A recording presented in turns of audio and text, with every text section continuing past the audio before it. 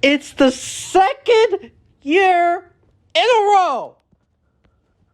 The second year in a row that this has happened. And they're going to make a pitching change. And Schneider, John Schneider's already pointed to the pen. No. He pointed to the pen as soon as he came out of the dugout. So obviously, we've been talking about it all day. You knew Yusei Kikuchi was going to be a part of this to try to make Baldelli make some tough decisions. Maybe take some lefties out of the game, but a terrific job by Jose Barrios. And remember, he pitched here for 6 years. These fans know him. They loved him. And Why? He did his job today. Now it'll be up to Yusei Kikuchi to keep throwing some zeros up on the board. Why? Why? Why? The risk, of course, is you've taken a guy out of the game who's pitching great. Terrific stop, Biggio. Throw to first, but not in time. You got to put that in your mind. High ball 4 to load the bases.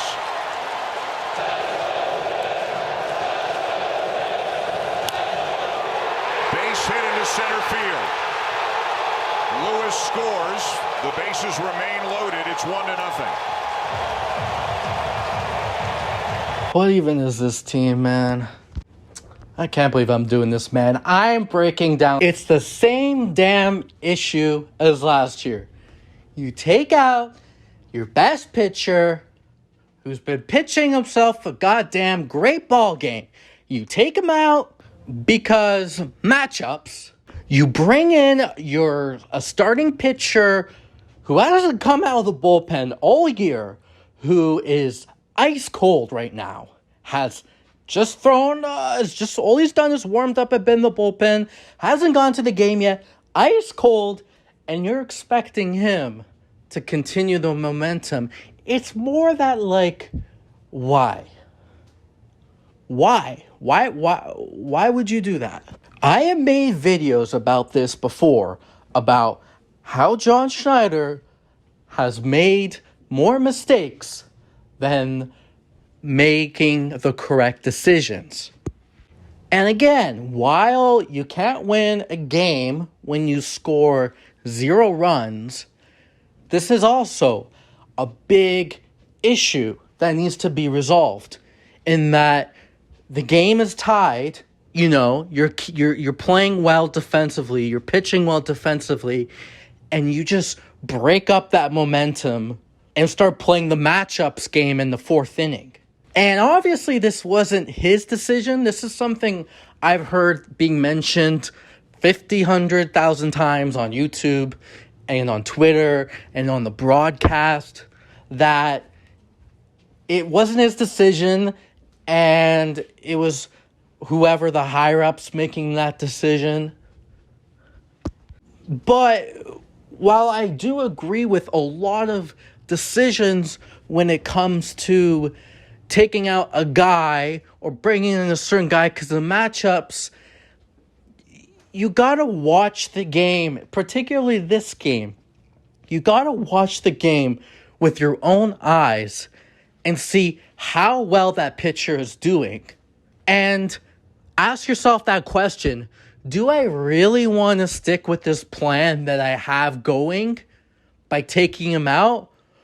Or should I just let him ride the ship? It's crazy, man. If you look at Jay's Twitter, the broadcasters are fuming about this. And just the fact that this is the second year in a row, and me and a bunch of other people on Twitter have been upset. And why are you, especially the manager, okay, guys taking their shirts off, celebrating, you know what, whatever. You're a player, you're going to do stupid shit.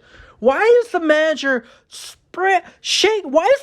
shaking a bottle of champagne when you just won 89 games, squeaked into the playoffs, won less games than you did last year, and then you just no-show for 2 games? Offensively, you no-show for 2 games. You barely met the expectation this year. You barely reached it. You reached up, barely touched the bar, and you're celebrating like you won the World Series. And it's 2 years in a row that you've made a bad decision to take out your starter who has been balling. It's not like he's been bad. Who has been balling, pitching super well. 2 years in a row, you make the decision to take him out. It just looks so bad on everybody. It looks really bad on everyone. On the players, on the other coaches, on the higher-ups. Anyway, Blue Jays lose 2-0. Get swept for the second year in a row. Big decisions this offseason. Last year was a warning. This year shit's gonna happen. I'll talk to you later.